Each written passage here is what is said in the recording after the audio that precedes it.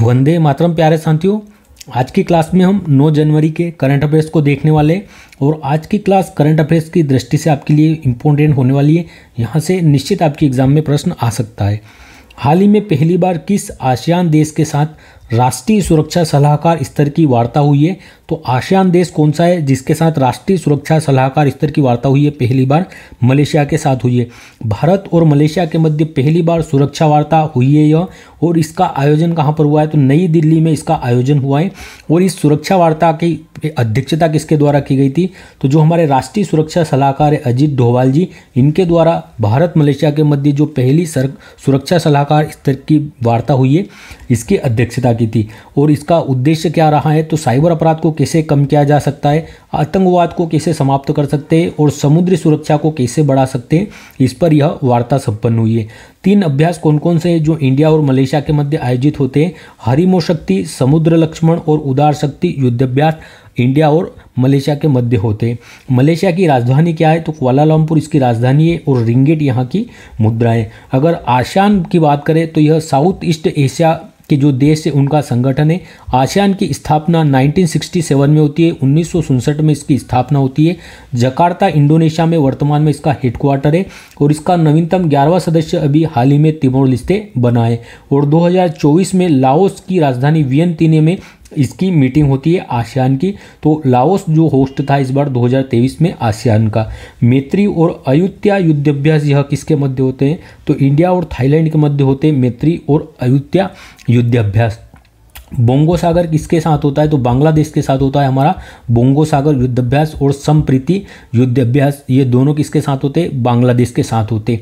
एकता और एकुवेरिन, एकता और एकुवेरिन ये युद्धाभ्यास किसके साथ होते हैं? एकता और एकुवेरिन युद्धाभ्यास ये आपको बताना है। वज्र प्रहार युद्धाभ्यास किसके साथ होता है? तो वज्र प्रहार युद्धाभ्यास किसके साथ होता है हमारा?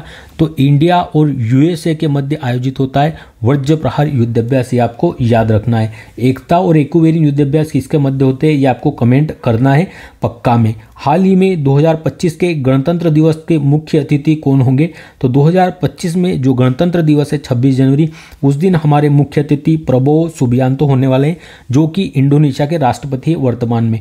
26 जनवरी 2025 को रिपब्लिक डे पर हमारे चीफ गेस्ट के रूप में इंडोनेशिया के राष्ट्रपति प्रबोवो सुबियांतो हमारे चीफ गेस्ट होंगे। और इस बार की थीम क्या रखी हमने हमारे रिपब्लिकन डे की? तो स्वर्णिम भारत और विरासत और विकास, स्वर्णिम भारत विरासत और विकास इसकी थीम रखी गई है। 26 जनवरी 1950 को जब फर्स्ट बार हमने हमारा गणतंत्र दिवस मनाया था उस समय भी हमारे जो मुख्य अतिथि थी वह उस समय के इंडोनेशिया के राष्ट्रपति सुकर्णो साहब भी थे। 26 जनवरी 2024 को मतलब पिछली बार हमारी 26 जनवरी गणतंत्र दिवस पर हमारे चीफ गेस्ट कौन थे? इमैनुअल मैक्रोन थे जो कि फ्रांस के राष्ट्रपति है। और जो गर्भपात है इसे संवैधानिक अधिकार बनाने वाला विश्व का पहला देश कौन सा है? यह फ्रांस ही बना है। और फ्रांस के पेरिस में ही इस बार ओलंपिक खेलों का आयोजन हुआ था। भारत लोकतंत्र की जननी, और इसकी थीम क्या रखी गई थी 2024 में? तो भारत लोकतंत्र की जननी इसकी थीम रखी गई थी। और 2025 की क्या है? स्वर्णिम भारत विरासत और विकास इसकी थीम है। शी जिनपिंग यह चीन के राष्ट्रपति है और व्लादिमीर पुतिन यह रूस के राष्ट्रपति है वर्तमान में। 26 जनवरी 1930 को हमने फर्स्ट बार पूर्ण स्वराज दिवस मनाया था, इसलिए 26 जनवरी 1950 को ही हमने संविधान लागू किया है।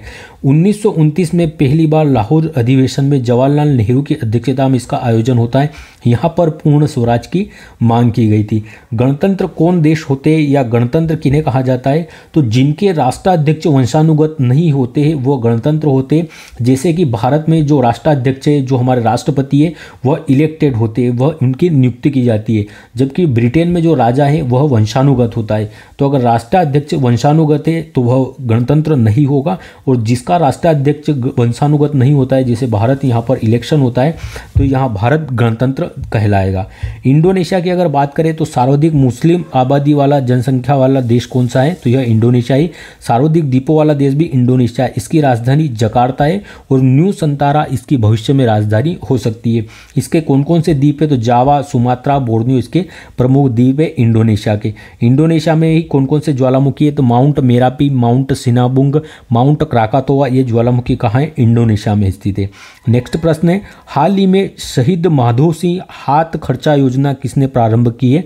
तो यह उड़ीसा सरकार ने प्रारंभ की है एसटी जनजातियों के लिए। स्टार्ट की है उड़ीसा के द्वारा शहीद माधो सिंह हाथ खर्चा योजना। यहाँ के सीएम मोहन चरण मांझी जी है और भुवनेश्वर से यह योजना प्रारंभ की गई है इनके द्वारा। इसके लिए 156 करोड़ रुपए का आवंटन किया गया है। और जो एसटी समुदाय के छात्र हैं उनमें ड्रॉप आउट को कम करने के लिए शहीद माधो सिंह हाथ खर्चा योजना प्रारंभ की गई है।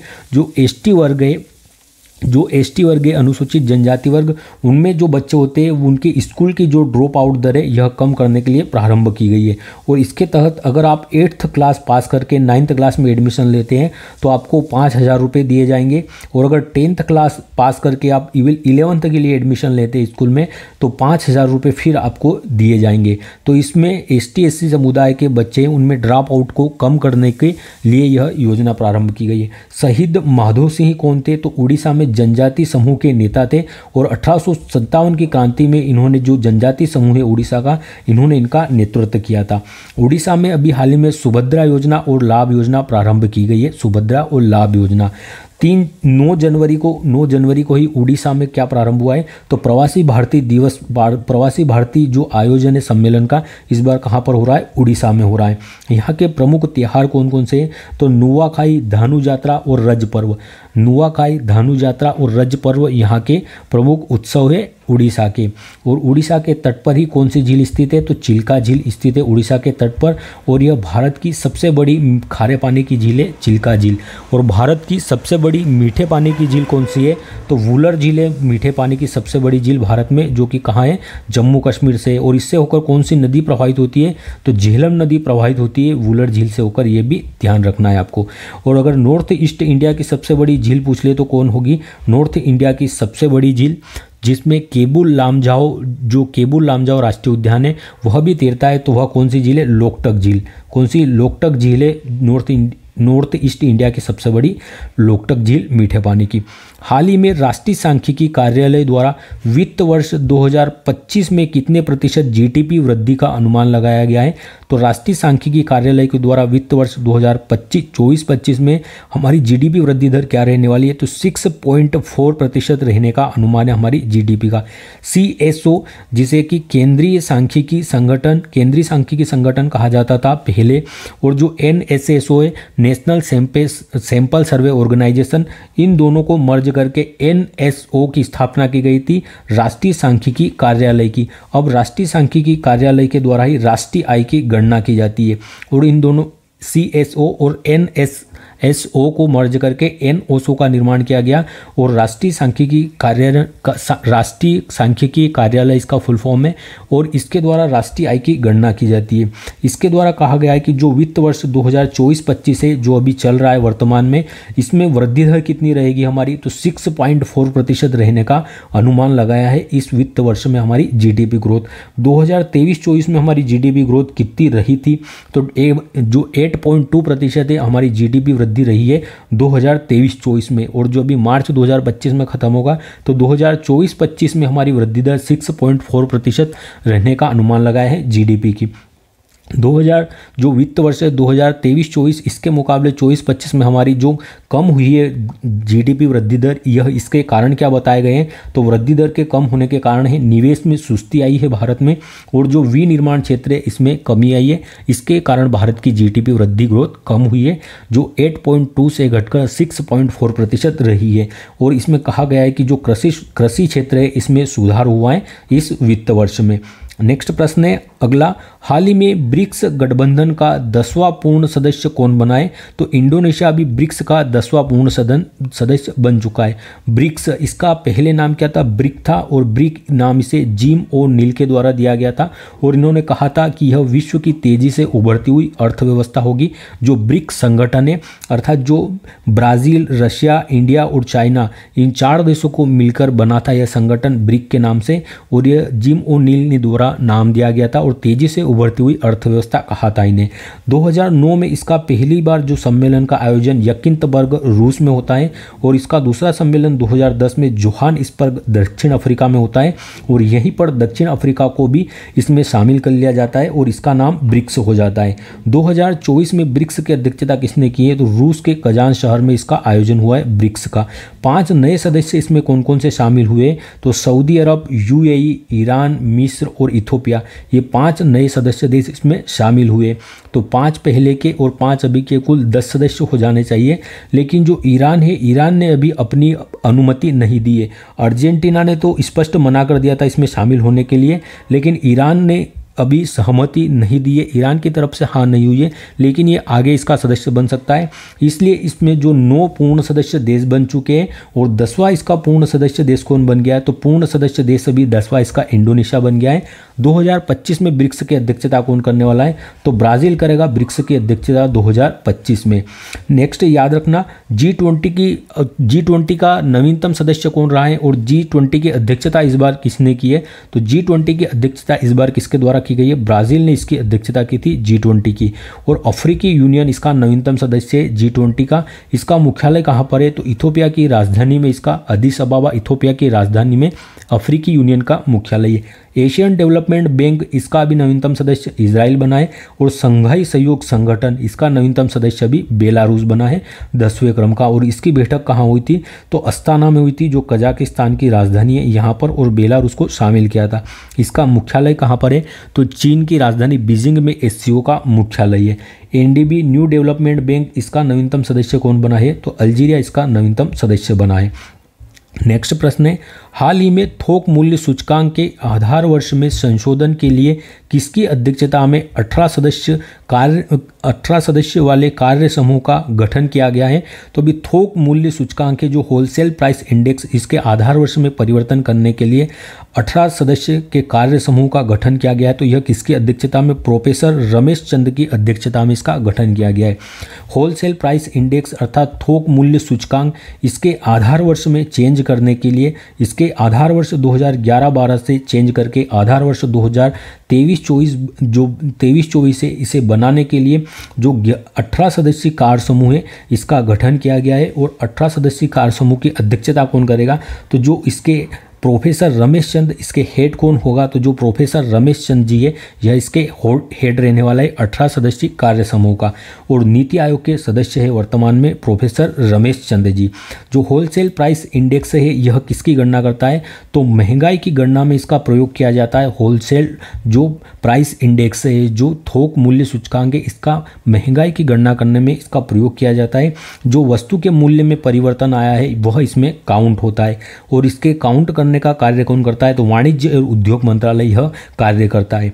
अगर बात करें जो होलसेल प्राइस है, होलसेल प्राइस इंडेक्स है, इसमें सबसे ज़्यादा भारांश अर्थात सबसे ज़्यादा वेटेज किस चीज़ का होता है, सर्वाधिक योगदान किसमें होता है, थोक मूल्य सूचकांक में, तो विनिर्माण वस्तु का सबसे ज़्यादा भारांश होता है। विनिर्माण की वस्तुओं का 64.23%, 64.23% इसका जो है वेटेज है, इसका जो भारांश है विनिर्माण वस्तु का। और प्राथमिक वस्तुएं जो खाद्यान्न है, जो पेट्रोल है, यह इसके अंतर्गत आते हैं प्राथमिक वस्तु में। इसका भारांश, इसका वेटेज कितना है, जो वस्तु मूल्य सूचकांक है, जो होलसेल प्राइस है इसमें, तो 22.62% इसका जो वेटेज है। और जो तीसरे नंबर पर है बिजली और ईंधन, तो केवल बिजली और ईंधन, जो अकेला ईंधन है, इसका वेटेज कितना है, तो 13.15% इसका वेटेज है बिजली का। तो जो वस्तु के मूल्य में परिवर्तन या जो महंगाई की गणना में प्रयोग किया जाता है होलसेल प्राइस इंडेक्स, इसमें सबसे ज़्यादा किसका जो वेटेज होता है, तो जो विनिर्माण वस्तुएं होती हैं उनका सबसे ज़्यादा वेटेज होता है इसमें। नेक्स्ट प्रश्न है, हाल ही में प्रधानमंत्री नरेंद्र मोदी ने दक्षिण तटीय रेलवे के मुख्यालय की आधारशिला कहाँ रखी है, तो नरेंद्र मोदी जी ने दक्षिण तटीय रेलवे के मुख्यालय की आधारशिला विशाखापट्टनम में रखी है, आंध्र प्रदेश में। आंध्र प्रदेश यह भाषा के आधार पर गठित होने वाला पहला राज्य था, पहला स्टेट था। और श्री रामालू पोट्टी के द्वारा यहाँ पर महात्मा गांधी के जो महात्मा गांधी के फैन थे और महात्मा गांधी का अनुसरण करते उन्होंने आमरण अनशन किया था और इसके बाद भारत का फर्स्ट राज्य भाषा के आधार पर आंध्र प्रदेश बना था। आंध्र प्रदेश से 2 जून 2014 को तेलंगाना पृथक होता है और जो नया रेलवे जोन है 2019 में इसकी घोषणा होती है। नया रेलवे जोन है जो दक्षिण तटीय रेलवे, इसका हेडक्वार्टर कहाँ पर बनाया गया है तो विशाखापट्टनम में इसके हेडक्वार्टर का उद्घाटन किया गया है प्रधानमंत्री मोदी जी द्वारा। अभी हाल ही में 69वां रेलवे डिवीजन कौन सा बना है नया, तो जम्मू रेलवे डिवीजन बना है अभी 69वें क्रम का। रेलवे जोन कितने हैं भारत में, तो 18 रेलवे जोन है और एक मेट्रो कौन सी है जिसका रेलवे जोन अपना अलग से है, तो कोलकाता मेट्रो का। रेलवे नेटवर्क में भारत की कौन सी रैंक है, तो रेलवे नेटवर्क में भारत विश्व में चौथे स्थान पर है। पहले स्थान पर यूएसए, दूसरे स्थान पर चीन, तीसरे स्थान पर रूस और चौथे स्थान पर भारत आता है। विशाखापट्टनम में ही प्रधानमंत्री जी द्वारा, विशाखापट्टनम आंध्र प्रदेश में ही प्रधानमंत्री जी द्वारा ग्रीन हाइड्रोजन हब परियोजना का शुभारंभ किया गया है। जो विशाखापट्टनम का पुदिमदका गांव है, यहाँ पर ग्रीन हाइड्रोजन हब परियोजना शुभारंभ की गई है प्रधानमंत्री के द्वारा। और इसे किसके द्वारा तैयार किया गया था, तो जो एनटीपीसी है इसने तैयार किया था और पुदिमदका में इसका उद्घाटन किया गया है।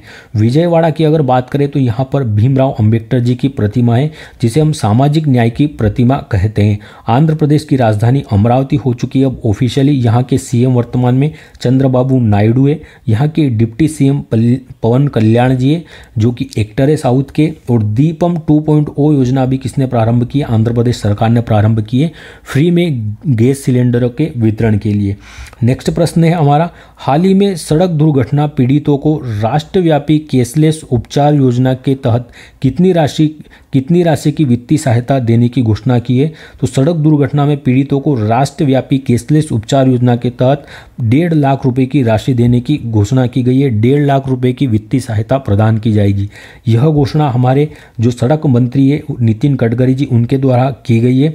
और सड़क दुर्घटना में पीड़ित जो भी सड़क दुर्घटना से पीड़ित होगा उसे 1.5 लाख रुपए तक की राशि उपचार के लिए दी जाएगी। और यह राशि किस प्रकार, कैशलेस उपचार योजना के तहत कैशलेस राशि दी जाएगी। यह 1.5 लाख से कम भी हो सकती है लेकिन अधिकतम कितनी 1.5 लाख की राशि दी जाएगी पीड़ित को अगर सड़क दुर्घटना होती है उसके साथ। तो प्रति दुर्घटना और प्रति व्यक्ति को यह राशि दी जाएगी। और कैशलेस उपचार के लिए यह राशि दी जाएगी, कैशलेस रूप से दी जाएगी, अर्थात किसकी जेब में पैसा नहीं होने पर भी उसका इलाज किया जा सकेगा। अब नेक्स्ट प्रश्न है हमारा, हाल ही में इसरो का 11वां अध्यक्ष किसे नियुक्त किया गया है, तो इसरो के 11वें अध्यक्ष वी नारायण जी बने। इसरो जिसका फुल फॉर्म है इंडियन स्पेस रिसर्च ऑर्गेनाइजेशन, इसकी स्थापना 15 अगस्त 1969 को होती है। इसका हेडक्वार्टर बेंगलुरु में है, बेंगलुरु में। और इसका प्रक्षेपण केंद्र कहाँ पर है, तो आंध्र प्रदेश श्रीहरिकोटा में पुलिकट झील पर सतीश धवन प्रक्षेपण केंद्र। पहले अध्यक्ष कौन थे इसके, तो विक्रम साराभाई इसके पहले अध्यक्ष थे जिन्हें भारत में अंतरिक्ष विज्ञान का जनक भी कहा जाता है। भारत में अंतरिक्ष विज्ञान का जनक विक्रम साराभाई को कहा जाता है। 11वें अध्यक्ष इसके कौन बने हैं अभी, तो जो 11वें अध्यक्ष है इसके वी नारायण जी बने हैं। और 14 जनवरी 2025 से इनका कार्यकाल प्रारंभ होने वाला है वी नारायण जी का। और ये 11वें अध्यक्ष होंगे इसरो के। किसे रिप्लेस करने वाले हैं, तो जो एस सोमनाथ जी है इन्हें रिप्लेस करेंगे। इनकी ऑटोबायोग्राफी कौन सी है, एस सोमनाथ जी की, तो शेर जिसने चांदनी पी ली इनकी ऑटोबायोग्राफी है।